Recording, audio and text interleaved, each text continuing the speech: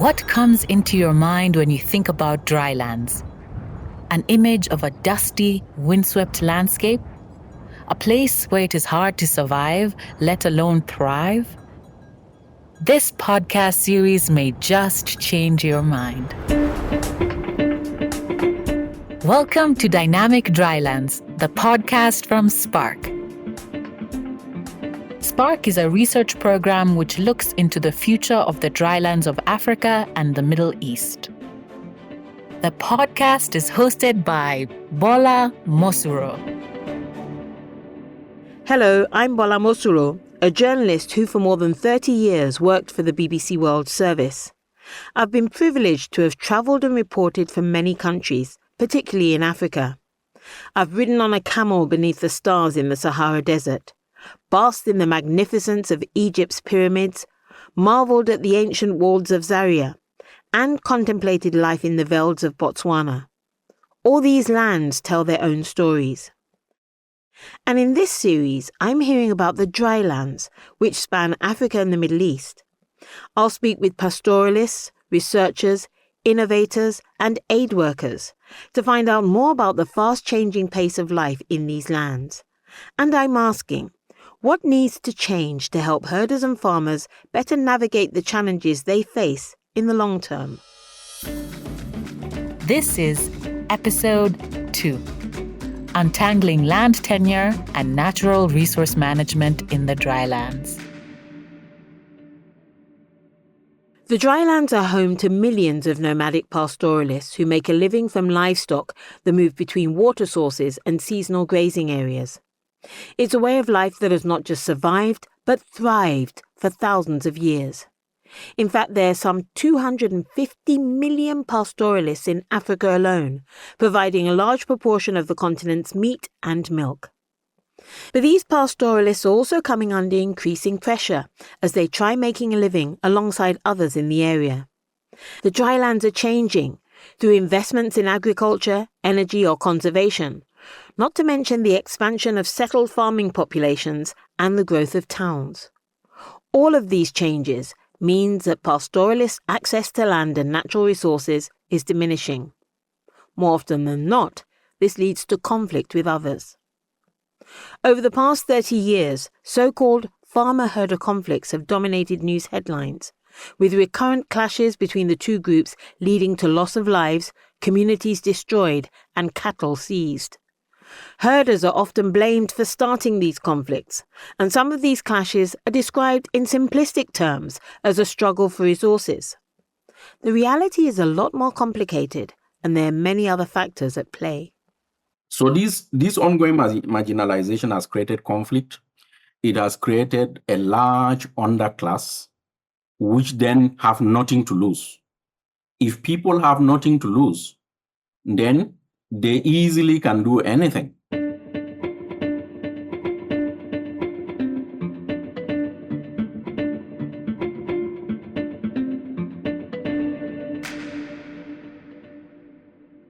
That's Sali Sadunana, a herder and advocate for pastoralist development, and you'll hear more from him as we go deeper into the story.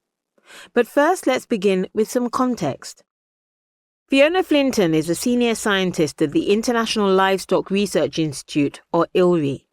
She specializes in how land is owned, governed, and used in the drylands. Fiona's been working to help governments understand what land tenure looks like for these nomadic pastoralist communities. So pastoralism tends to have a comparative advantage in dryland areas where you find limited and patchy rainfall, and as a result, patchy vegetation, water points, other resources. So normally pastoralists need to have access to a large area to ensure that they can access all the resources that they need for their livestock, including dry and wet season grazing, water points, salt licks, medicinal plants maybe, or trees to hang, beehives, etc. And these resources are normally held collectively as such a variable landscape, because a variable landscape cannot be effectively divided up between individuals, because one individual will end up with the wet season grazing and another individual will end up with the dry season grazing. So it needs to be held collectively and it needs to be governed collectively to smooth access, prevent conflicts, reduce land use change. This also means that pastoralists and their livestock need to be able to move across that landscape, and this in itself needs protection. But additionally, and increasingly, there are other types of land and resource use in pastoral areas that require different tenure and governance regimes to that collective regime. Many pastoralists today grow crops as well as maintaining their livestock as agropastoralists, or they may be crop farmers. And crops are normally grown by individuals and not managed collectively. So within the broader pastoral landscape, you will find some lands used and managed individually. Normally, there will be an agreement to allow the use of that land for crops, and perhaps even a land certificate issued by local government. But at the same time, those lands are kind of under an umbrella of collective landscape use that's managed by a traditional institution normally. So the problem is that the more that land in the pastoral landscape is given to crops, often coming from land that was previously used for grazing, the more that pastoral lands become fragmented and livestock movement is blocked. And that collective land use, the landscape, is broken up into pieces, which causes problem for pastoralists, but also for the other land users in that landscape. So yes, land tenure insecurity is often one of the key root causes of the conflicts that are being seen. A similar root cause is the lack of protection given to the movement of pastoralists. Pastoralists need to be able to move across the pastoral landscape to access the different resources. Mobility is key to the pastoralist livestock production system.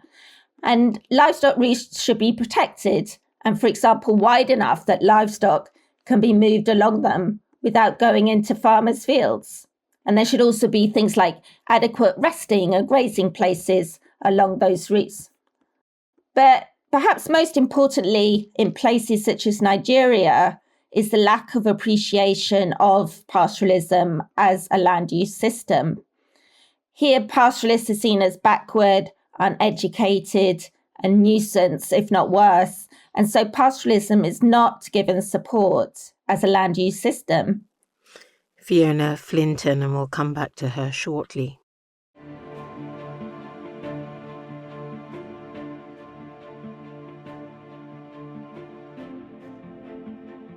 Now, not only is there a lack of appreciation and respect for pastoralists and their way of life in some quarters, the past few decades have also seen livestock herders being marginalised and in some cases treated as pariahs.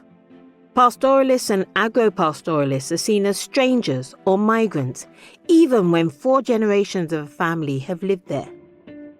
Conflicts between farmers and herders have become politicised, with ethnic and religious tensions playing a part. This is clearly evident across West Africa's Sahel region, where Fulbe or Fulanis are to be found in many countries. In Nigeria, some within the media and political circles not only blame Fulani for the wanton destruction of farmlands by grazing their cattle irresponsibly, they're associated with criminality, and the term bandits is used interchangeably to describe cattle herders. Sali Sadu Nana has experienced this firsthand. He hails from a family of pastoralists and is the chairman of the Fulbe Development and Cultural Organization, or FUDECO, a Nigeria-based NGO which supports pastoralist development. So one of the misconceptions that is also fuel around Nigeria that we have found through our research is that a lot of the political elites and the media say that these are foreigners coming in from neighboring countries, destroying farms and destroying land and bringing in guns from Libya, for example. But in our research, we have found people who are in their 3rd generation in the same place, who are Nigerians. And the other misconception is that these pastoralists are not needed so they should be kicked out. But this is absolutely contradictory, because there are 6,000 cows that are slaughtered in Abuja every day, and there are 10,000 cows that are slaughtered in Lagos every day. And these are coming from pastoralists. So there is the food need of Nigerians on daily basis. So the misconception is these people are not needed, but actually we need both farmers and also pastoralists. We need the food. We also need the cattle. Is a big sort of part of the Nigerian economy. According to the Ministry of Agriculture, livestock sector contributes 17% of the GDP. So this is massive. So if you have pastoralists who produce meat without shortage on daily basis, and these are people who are using sort of indigenous knowledge to rear these cattle, then one has to ask that, okay, if this system, despite all the conflicts, despite all the narratives, is a key factor of the food system in Nigeria, and these people have rights as Nigerians, there is a need for policy and government and so politicians to change the narrative, to say, look, we need the farms, we also need the cattle. And what we need to do is to find a way of peaceful coexistence between these two. And Sally, is that possibly also part of why there's that increased marginalization, because the pastoralists have not been taken on board, not even been regarded as citizens, so they can't, for instance, talk about when farmers have built over the cattle, what did you call it, cattle routes? Yes. These things for decades have been happening, but if you don't have a voice or don't even have visibility, who will hear you and make any policy to help your community? That is exactly the point that we're trying to make. So these people, like, for example, the so-called bandits, and EU research, which one of our research community researchers was part of, they went to interview bandits leaders in their camps. And one of the things they said was that they are not really part of this society. They cannot complain to the district head about what happens to them. Nobody will listen to them. They cannot go to the police. Nobody will listen to them. They cannot go to the local politician. The politician don't. Nobody considers them as anything other than like you are a nuisance. So this kind of ongoing marginalization over the years has also created a situation where they're not going to school, they're not involved in local activities. So this ongoing marginalization has created conflict. It has created a large underclass, which then have nothing to lose. If people have nothing to lose, then they easily can do anything. They are not connected with anything, even as small as a national identity number. So one of the things we are doing is, in our engagement with the federal and local and state government, is to say to them, these people have a system, a pastoralism system that is feeding Nigeria. We found a local government that pays its salaries from the cattle market, from revenue from the cattle market only. So why is it that you depend on this and yet you don't find ways of integrating and also supporting and helping them in order to help yourself? So it's a kind of like, it's very difficult sort of to explain to people who are not Nigerian. It's ironic that somebody is eating ponmo in Lagos, but then the person who produces the ponmo should be kicked out and not wanted. What you seem to be saying, Sally, is that those decades ago, when we were growing up, I think we're the same generation, there was an appreciation of the articulated lorries that would bring the cattle from the north to the south. And people appreciated the role that cattle herders have. But now in 2023, it's almost like cattle herders and pastoralists have become pariahs. I once met somebody in a flight in Turkey traveling to Nigeria, and somebody from Abuja, and we got talking, and he said, I've actually never met a herdsman. And I said, well, you're just sitting next to one. And he said, no, I don't mean people like you. I said, well, our family right now who are heading cattle right now as we speak. And truly speaking, he has nothing against anything, but he just don't have the exposure. He has a farm in the outskirts of Abuja, so he invited me to the farm. And he said that he has problems with some herders. And he said he has never spoken to them. I said, okay, I'll come to your farm and show me where they are, and I will go and speak to them. So I took a Saturday, went to them, and went to his farm. So he pointed some hills, and I went there with somebody and found the herders there and invited them to the farm. And I said to them, okay, what you need to do is that this farm belongs to this Oga, this big man. He has nothing against you. What I suggest is for you to have benefits from this farm. When he harvests parts of the farm, he should allow you to graze your cattle inside. And you should look after the farm. And for the women, you can come, you said you don't have drinking water, you can come and the Oga can allow you to carry water from the farm because he has a borehole. So I asked him whether he can accept that they carry water and use part of the farm, and also gives him manure from cattle dung, from cow dung. And they can look after the farm, and then they shouldn't have a problem because, yes, he said he didn't want to bring the police. These people might come and burn down his place and so on. And what happened was that simple meeting and engagement solved his problem. So people are not actually talking. So that is one of the major problems. And you hit the nail on the head there through your personal experience. It was just by talking and understanding each other. They'd never spoken to each other. Yeah. Could what you've done on a micro level, though, be expanded to a macro level? Is this something that could be replicated? Is that the model that should be looked at by policymakers? This is a model that should be looked at. And we have been trying to design a project called the shared ground, in the sense that we have resolved problems using the alternative conflict resolution method, whereby when we know that there's a problem brewing, we bring together the farmers and the herders and facilitate a discussion, because they need to empower themselves to be able to use their own agency. And they need to see the benefit for both sides.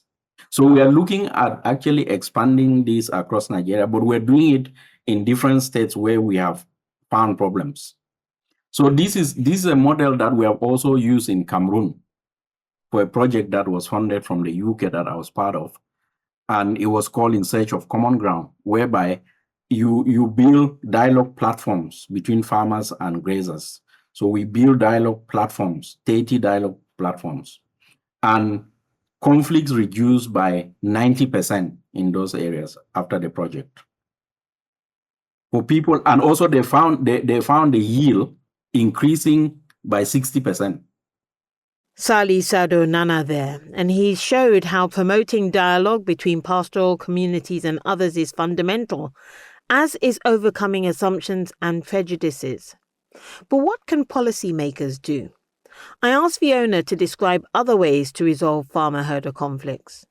Pastoralists need to be allowed to have ownership, or at the very least, secure rights over their lands. As such, they are then the decision makers of their lands within given policy and legislation, of course. But there's this ongoing situation where others are making decisions over pastoralist lands without the landowners or users being included. And really, this has to change if conflicts between land users are to stop.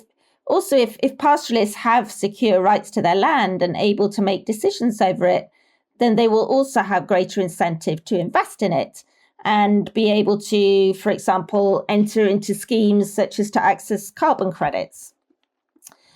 So at higher levels of decision-making processes, yes, pastoralists and agropastoralists need to be included in decisions about lands in which their own lands sit, whether at regional or national levels or beyond. And they need to have representation in these higher level decision-making bodies.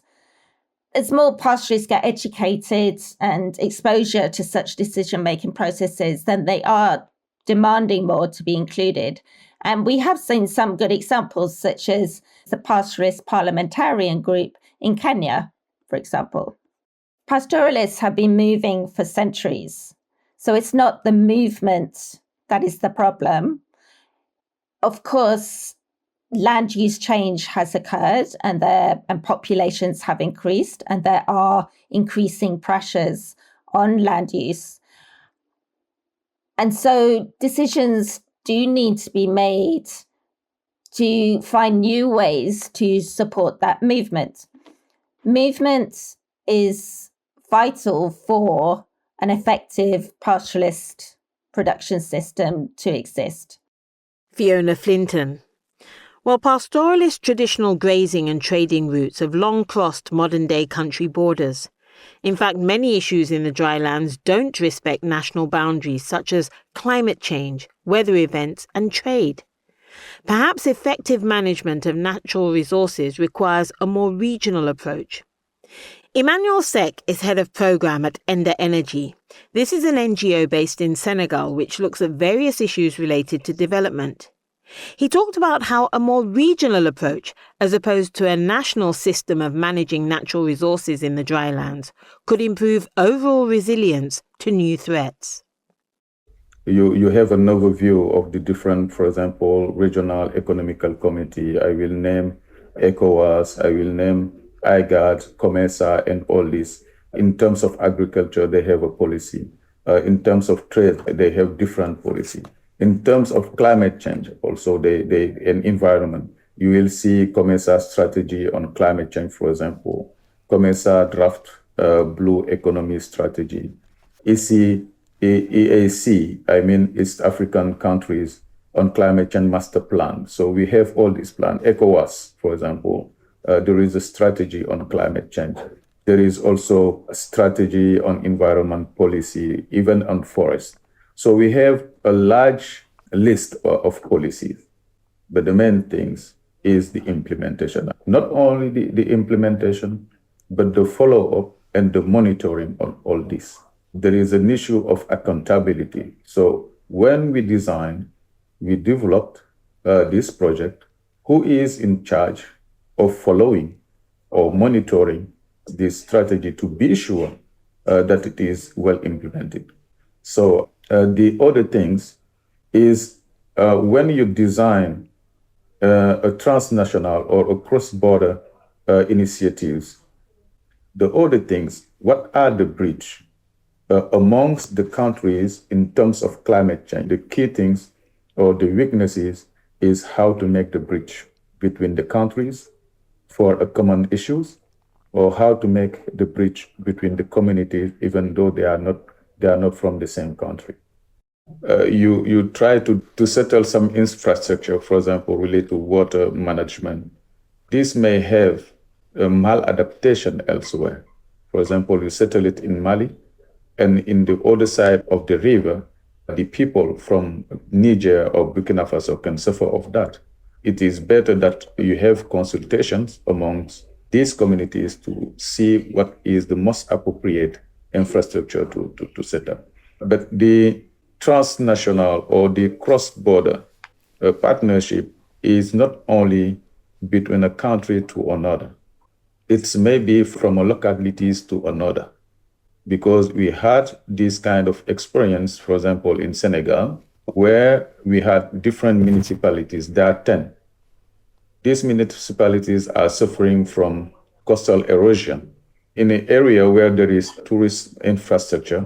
So there was a protection of this infrastructure. And when the seawall was built, so it was creating in other localities, increase the coastal erosion.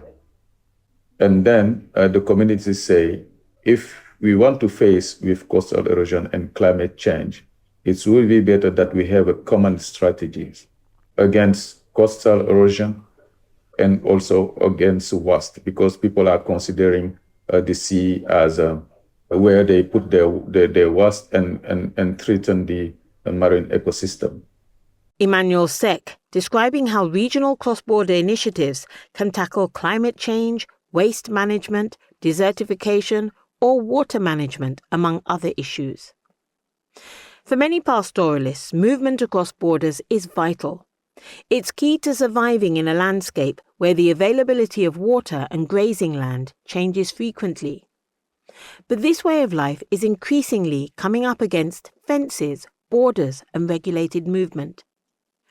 Traditional grazing routes are becoming more and more fragmented, crossing farms or protected areas, or clashing with large infrastructure projects. And policy responses to modern challenges, such as formalising land tenure or restricting freedom of movement in response to COVID-19, can be fundamentally unsuited to nomadic ways of life. All of this reduces pastoralists' access to the resources they and their livestock needs. Without the ability to move freely, herders are more vulnerable to shocks such as droughts. As Fiona and Sally both made clear, pastoralist issues aren't always taken seriously, and many see their way of life as a threat to settled stability. They're often blamed for starting conflict, and they're rarely included in the processes which decide how the drylands are used. I'd like to add an important point here. In my full conversation with Sally, we discussed a very contentious and controversial issue which extends beyond the situation in Nigeria that I'm familiar with. The bandits that Sally referred to are a minority criminal element that have succeeded in damaging the reputation of the majority of peaceful cattle herders. It's important that we recognise that even though we haven't gone into much depth in this episode, this is part of a national and international debate. The very tangible humanitarian crises, including displacement and hunger that result from this situation, go much further than conversation. And responses are being considered from every level of civil society, from communities right through to the United Nations. Figuring out how pastoralists fit into issues of land tenure and national resource management is vital, because the drylands are becoming the focus of much attention and investment. Part of this will require governments and regional groups to work more closely together, recognising that common issues, such as climate change, don't respect national borders. But I'd argue that even more importantly, we need to change how we understand the pastoral way of life. A lot of previous development work in the drylands has sought to settle pastoralists, to modernise and develop these seemingly backward areas. Once we realise that pastoralism isn't the problem, we can find better ways to work with herders. In a fast-changing landscape, we need to make sure that pastoralists are safeguarded, protected, and given the options they need to change and adapt.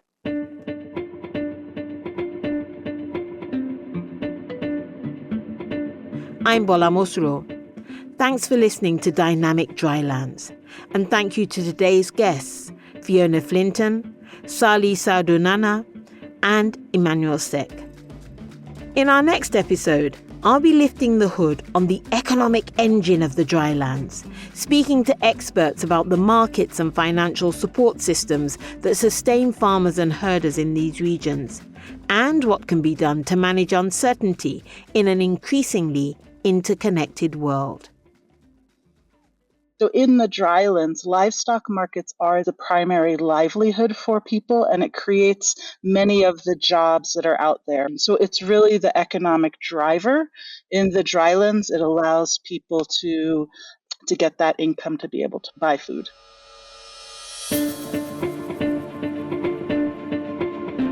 Dynamic Drylands is produced by Loftus Media for SPARC, which is supporting pastoralism and agriculture in recurrent and protracted crises. SPARC aims to inform more effective policies and investments in the drylands of Africa and the Middle East. It is commissioned by the UK's Foreign, Commonwealth and Development Office and is managed by Cowater International in partnership with Mercy Corps, ODI, and the International Livestock Research Institute. Thank you to everyone who contributed to this series. For more information about the issues discussed in this podcast, visit the links in the show notes.